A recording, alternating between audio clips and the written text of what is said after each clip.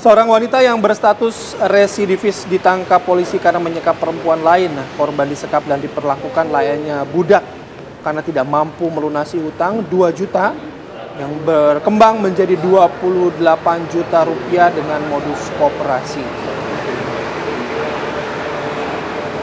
Pelaku adalah H, berusia 39 tahun, warga Kapanewon, Sleman. Residivis dalam kasus perdagangan orang ini disinyalir telah menyekap perempuan berinisial IY.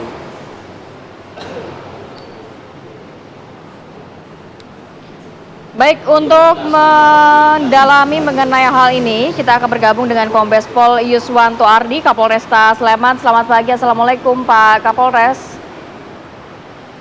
Waalaikumsalam, selamat pagi Mbak Rati.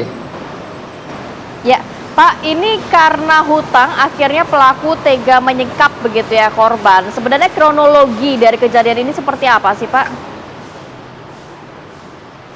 Ya, berawal dari pelaku yang memang membutuhkan pinjaman, kemudian bercerita kepada salah satu rekannya dan dikenalkan oleh tersangka.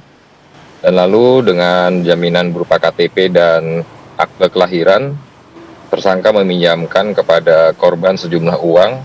Pada saat itu di awal Desember 2022 sejumlah 2 juta. Dengan angsuran yang telah dilakukan sehingga sudah terbayar sekitar 1,7 juta, namun masih ada kekurangan. Dan korban pada saat itu merasa terkejut karena pada bulan November 2023 utangnya menjadi 28 juta, Mbak. Karena tidak bisa membayar, akhirnya tersangka memerintahkan beberapa pegawainya untuk menagih karena belum bisa membayar, kemudian dijemput dan dibawa ke rumah tersangka dan dipekerjakan. Namun pada saat sedang dibawa itu kebetulan kenal dengan salah seorang anggota kami dan menyampaikan permasalahannya dan sempat melakukan share log, dan oleh anggota kami kemudian disampaikan kepada unit reskrim Polresta Sleman dan kita lakukan penjemputan, dan pada saat itu juga kita langsung amankan tersangka. Demikian. Oke. Itu sisa utangnya mungkin sekitar 300.000 ya Pak. Apa penjelasan dari sisa utang itu yang berkembang menjadi 28 juta dan menggunakan modus koperasi kalau tidak salah Pak ya? Ya, jadi sebenarnya pada saat peminjam itu dilakukan, izin untuk koperasinya sedang dalam proses. Jadi ini memang tidak ada kaitannya dengan koperasi karena memang tersangka sudah terkenal sebagai rentenir. Dan hasil pemeriksaan kami terhadap tersangka, utang ini kemudian berkembang menjadi 28 juta itu karena bunga berbunga, Mas. Ini yang harus kita jelaskan kepada masyarakat untuk lebih berhati-hati dalam proses peminjaman uang. Gitu ya. Menurut keterangan pelaku ini Pak, apakah baru pertama kali melakukan penyekapan tersebut atau mungkin pernah sebelumnya beberapa kali melihat mungkin tidak hanya korban yang diberikan pinjaman oleh pelaku? Ya, dari hasil pemeriksaan memang sudah pernah beberapa kali melakukan hal yang sama, namun sudah selesai pembayaran dan kemudian orangnya diperbolehkan pulang. Dan saat ini kami juga sedang mengembangkan untuk kemungkinan adanya tindak pidana lain. Karena mengingat tersangka ini merupakan residivis dari tindak pidana perdagangan orang, Mbak.